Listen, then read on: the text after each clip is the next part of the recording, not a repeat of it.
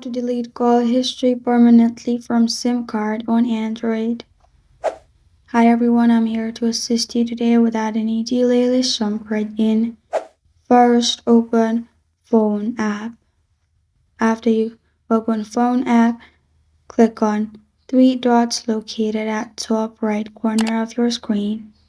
After you click on three dots, you'll find this option. Click on Call History at the top. Then you'll find all your call history. Click on three dots at top right corner of your screen again. Then you'll find this kind of screen pop up. Click on Clear Call History at the top. After you click on Clear Call History, click on OK. After that, all your history will be deleted in this way. This is how to delete call history permanently from SIM card on Android.